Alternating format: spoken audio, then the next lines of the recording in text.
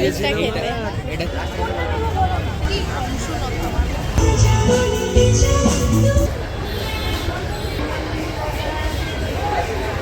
Hello everyone, কেমন আছো তোমরা সবাই? আশা করছি যে যেখান থেকেই দেখছো না কেন প্রত্যেকে খুব খুব ভালো আছো।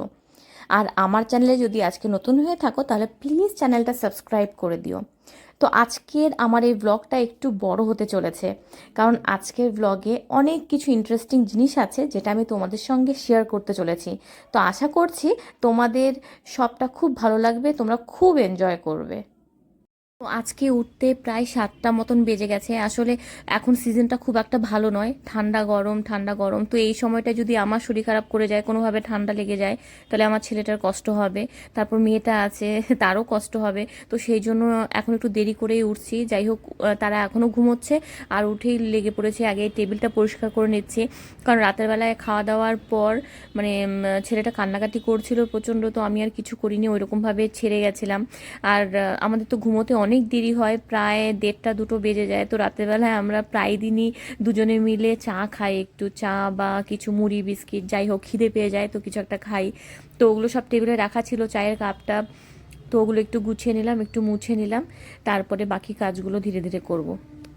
সকালে উঠে আগে আমি কালকে নোংরা জামা কাপড়গুলো সার্ফে ডুবিয়ে দিয়েছি, আর ওদিকে আটা মেখে রেখেছি। আটা মেখে রেখে দিলে কি হলো, যখন খুশি আমি রুটিটা বেলে নেব, বেশি সময় লাগবে না। আর এই দেখো হলুদ ফুলগুলো তেল কাস্টে পড়ে গেছিলো, তো সেগুলো সার্ফে ডুবিয়ে দিয়েছি, আজকে ধুয়ে দেবো। উঠে গেছে রে, উঠে গেছে রে, উঠে গেছে রে, উঠে গেছে রে, উঠে গেছে রে, উঠে গেছে রে, উঠে গেছে রে। চলো চলো বাবা, চলো ব্রাশ করে তারপর কি করবে? ব্রেকফাস্ট করব। ফার্স্টে কি করব? জল খাবো, তাই তো? তারপরে ব্রাশ করব, তারপরে ব্রেকফাস্ট করব, তারপরে বেরো বেরো যাবো। দেবাশিস আঙ্কেল তোমাকে বেরো বেরো নিয়ে যাবে। চলো চলো চলো, আসো আসো, ভাই উঠে গেছে। ঘুম থেকে উঠে তোমাদের দাদার ছেলেকে নিয়ে ছাদে গেছিলো রোদ পোহাতে। তো মেয়ে ঘুম থেকে ওঠার পর আমি ওকে ওর বাবার কাছে পাঠিয়েছিলাম, আর ওই ফাঁকে আমি রুটি আর ভাজা করে নিয়েছিলাম। তো তারপরে তোমাদের দাদা খেয়ে অফিস চলে গেছে, আর মেয়েকে এখন আমি জল খাইয়ে ব্রাশ করাবো, ধীরে ধীরে ওকে ব্রেকফাস্ট করাবো, আর ছেলেকে ওইদিকে ঘুম পাড়িয়ে দিয়েছি। তো এইভাবে আমাকে পার্ট পার্ট করে কাজ করতে হয়, কারণ মেয়ে যখন জেগে থাকে তখন ছেলে ঘুমিয়ে পড়ে, আবার ছেলে যখন জেগে থাকে এরকম হয় যে মেয়ে অনেক সময় ঘুমিয়ে থাকে। তো আমাকে এইভাবে ব্যালেন্স করতে হয় সব কিছু। পাপা কোথায়? হ্যাঁ, পাপা কোথায়? এটা আমার পাপা। পাপা কোথায়? শ্রীহান কোথায়? কোথায় শ্রীহান? আমার শ্রীহান কোথায়? কি, চোখে লেগে যাবে তো, হাতটা চোখে লেগে যাবে তো। ছেলে মেয়ে দুজনকে স্নান করিয়ে খাইয়ে দিয়েছে, এখন ভাই বোনে দুজনে মিলে খেলা করছে পাশের ঘরে, আর আমি ওই ফাঁকে চলে এসেছি টুক করে বিছানাটা গুছিয়ে ফেলতে। যদিও বেশিক্ষণ এই বিছানাটা গোছানো থাকবে না, আমার মেয়ে চলে এলে এক্ষুনি এলোমেলো হয়ে যাবে। আর ছেলের বিছানাটাও করে নিচ্ছি, ওকে শুইয়ে দিয়ে তারপর আমি স্নান করব, পুজো দিব, খাবো। আর তারপরে বিকেলে এক জায়গায় যাচ্ছি। তোমরা ইন্ট্রোডাকশন পার্ট দেখে নিশ্চয়ই বুঝেই গেছো সেটা। ভিডিওটা খুব ইন্টারেস্টিং হতে চলেছে, তোমরা দেখতে থাকো, আশা করছি ভালো লাগবে।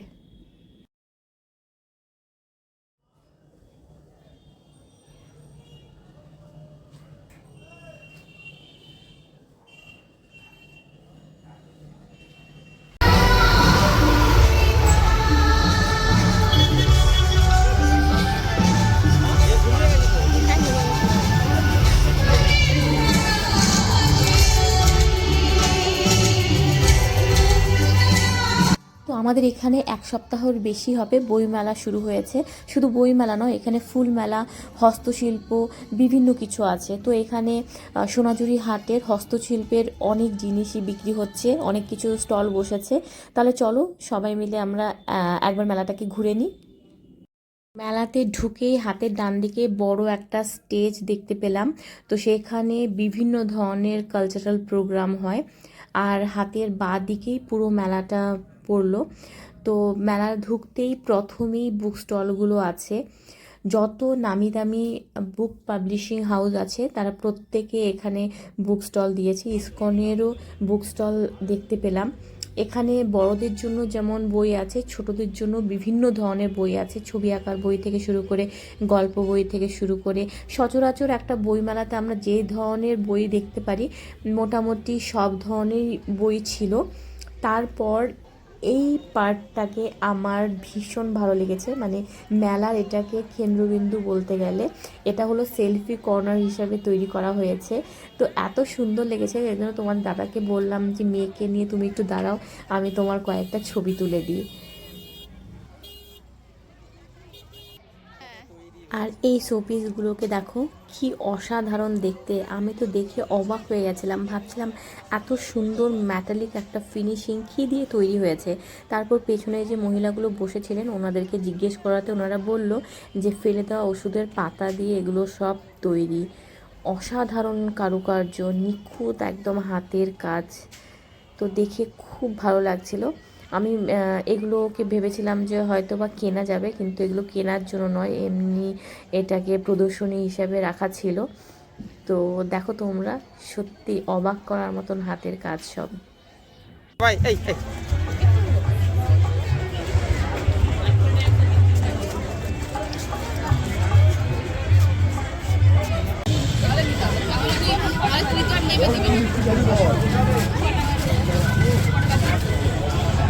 নিরামিষটা খেতে। এটা 3 পিস নিয়ে নাও, এটা 200 টাকা দিয়ে, এটা 3 পিস আচ্ছা, এটা কি? নিয়ে নাও।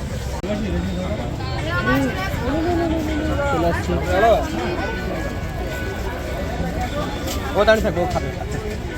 ও দিয়ে দিয়েছে তোমাদের, খাও খাও। মিশে মিশে করে।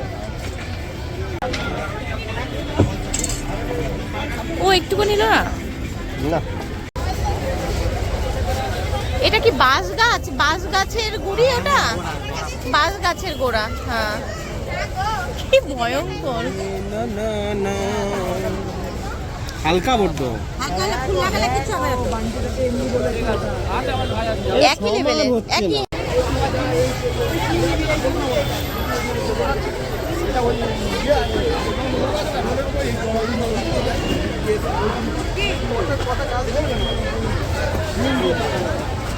কি সুন্দর, হ্যাঁ হ্যাঁ হ্যাঁ। এখান থেকে সব স্টলগুলোর ওপরে সোনাঝুরির হাট লেখা ছিল। অসাধারণ সব নকশা করা জিনিস, সত্যি চোখ ধাঁধানো, মানে কোন দিকে ছেড়ে কোন দিকে দেখব। তাহলে চলো একবার পুরো মেলাটা ঘুরে নিই।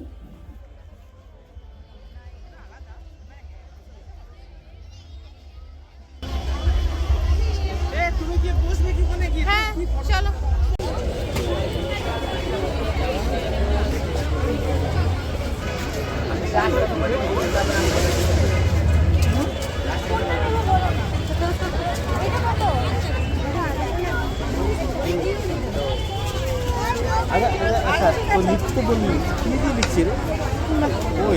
তো আমি এখন চলে এসেছি ফুল মেলায়।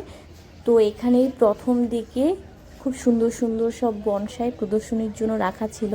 আর সব থেকে বেশি সুন্দর লাগলো দেখে এই তেঁতুল গাছটা। তেঁতুল গাছের বনসাই আমার আগে কোনোদিন আমি দেখিনি, এই প্রথম আমি দেখলাম।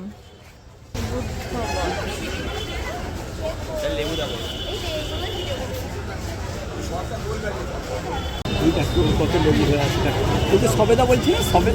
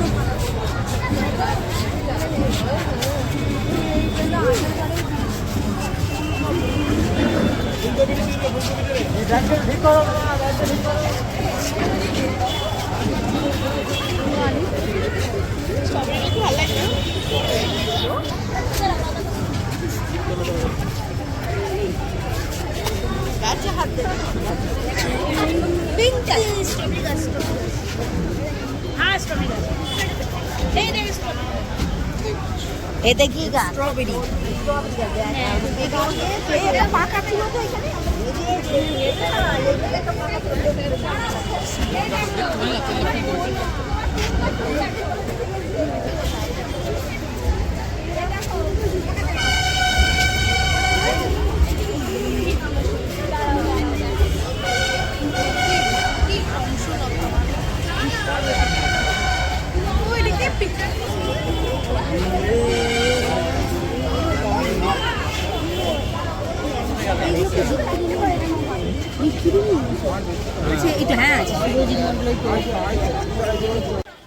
ফুল মেলা থেকে আমি চলে এসেছি এখন হাতে আঁকা ছবি প্রদর্শনীতে।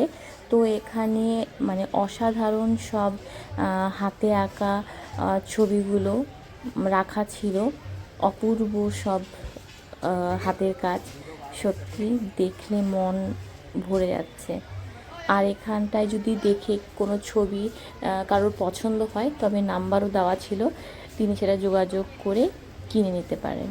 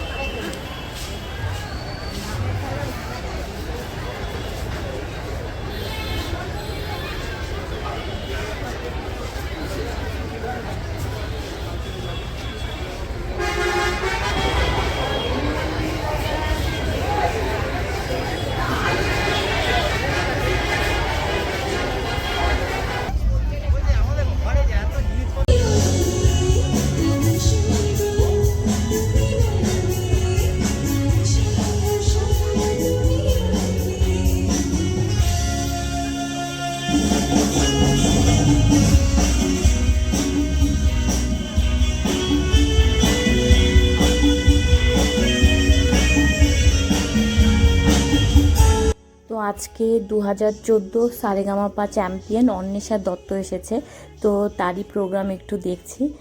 ভিডিওটা এখানেই শেষ করছি, অনেকটাই বেশ বড় হয়ে গেছে। আর আশা করছি তোমাদের খুব ভালো লেগেছে। যদি ভালো লাগে তাহলে একটা লাইক করে দিয়ে চ্যানেলটাকে প্লিজ সাবস্ক্রাইব করে দিও। সবাই ভালো থেকো, সুস্থ থেকো।